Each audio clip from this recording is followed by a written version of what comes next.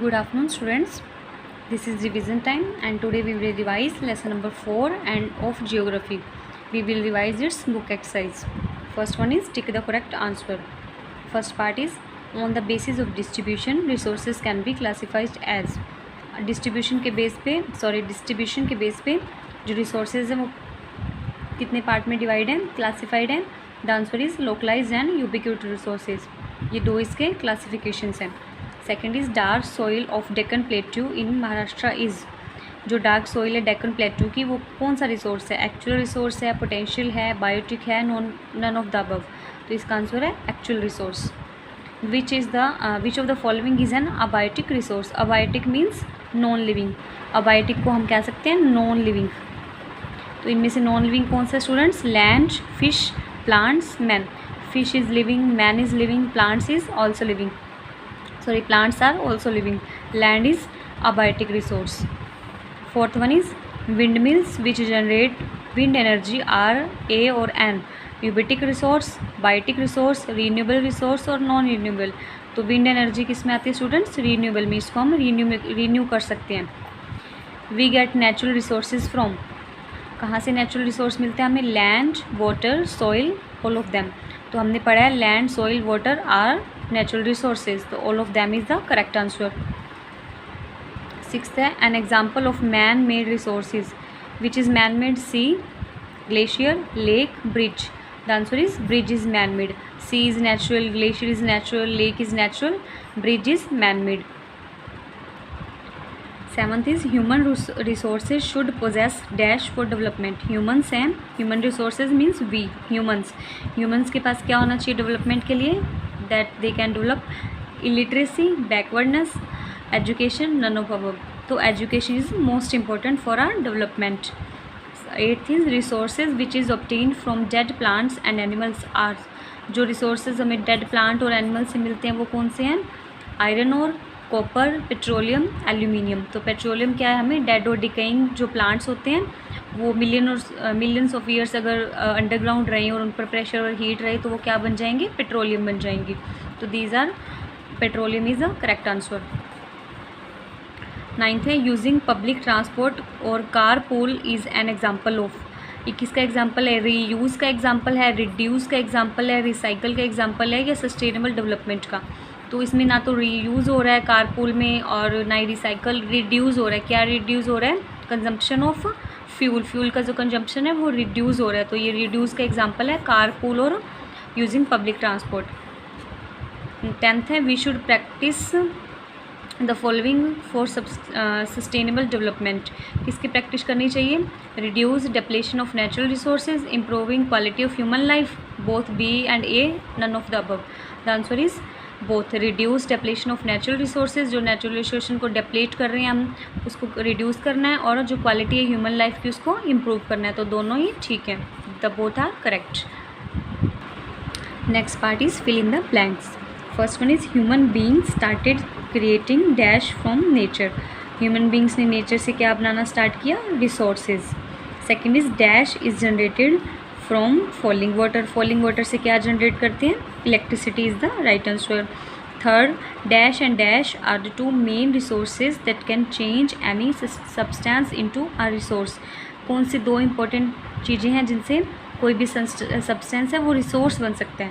Time and technology. एक तो हम उसको टाइम दें और प्लस उस पर कोई टेक्नोलॉजी यूज़ करके हम उसे एज अ रिसोर्स कन्वर्ट कर सकते हैं. There are rich deposits of dash in Ruhr region of Germany. Germany का जो रूर रीजन है वहाँ पे किसका डिपॉजिट है? कोल का. The coal is right. Fifth one is in the world wind farms have developed mainly in. पूरे world में सबसे ज़्यादा विंड फार्म है कहाँ डेवलप्ड हुए हैं? नीदरलैंड्स में. Six one is the method of creating more land by using sand and soil is known as. एक मेथड है जिसमें ज़्यादा लैंड जब क्रिएट करना है सैंड और सॉइल को यूज़ करके, उस प्रोसेस को क्या बोलते हैं? Reclaiming. Which is found in Mumbai, जो कि मुंबई में पाया गया. Dash has led to excessive use of natural resources.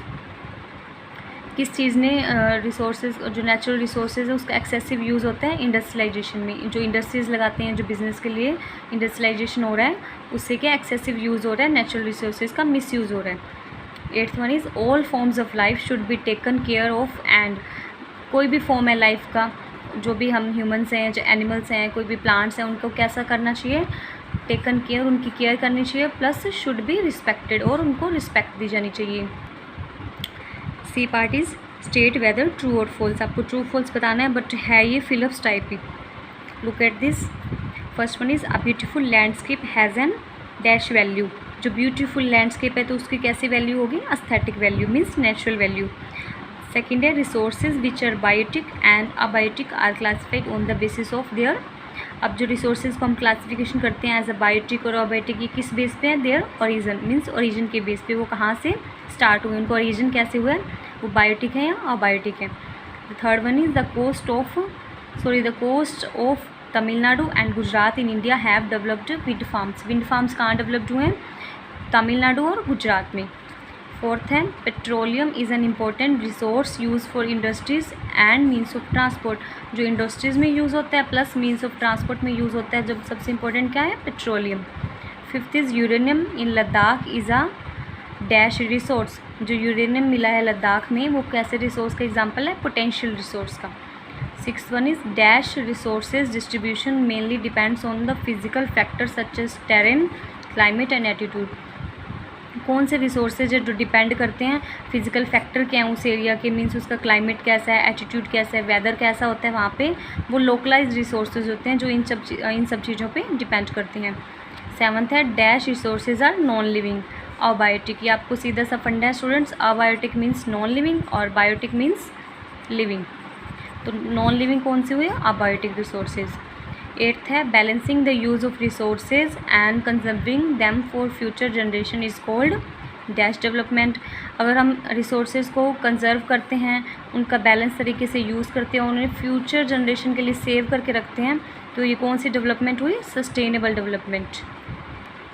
D part is give one word for each of the following, आपको वन वर्ड बताना है, the worth of an object और resource, resource की जो वर्थ है, जो उसकी कीमत है, उसको क्या बोलेंगे, value. Second is water which is use to generate hydro electricity has this kind of value, अगर वाटर है हम उसका यूज़ इलेक्ट्रिसिटी बनाने के लिए करते हैं तो उसकी वैल्यू कौन सी हो जाएगी, इकोनॉमिक वैल्यू। उससे पहले वाटरफॉल की वैल्यू है एस्थेटिक वैल्यू, उसको इलेक्ट्रिसिटी के लिए यूज़ करेंगे economic value. Third one is development of modern means of transport is mainly due to invention of, जो मॉडर्न मीन्स ऑफ ट्रांसपोर्ट हम यूज़ कर रहे हैं वो किसकी इन्वेंशन से हुए हैं, टेक्नोलॉजी की। Bihar and Odisha are rich in these minerals, Bihar और ओडिशा में कौन से मिनरल्स हैं, coal. Fifth is the resources whose quantity is known as, जिनकी क्वांटिटी हमें पता है एक्चुअली में वो कितने हैं, तो वो कौन से रिसोर्सेज हैं, एक्चुअल रिसोर्सेज, उस क्वांटिटी इज़ नोन कि वो कितनी मात्रा में हमारे पास अवेलेबल हैं, these are actual resources. Six one is the three R है students, reduce, recycle plus reuse, reduce, recycle, reuse. So these are your book exercise. Revise it for tomorrow's test. Have a nice day, students.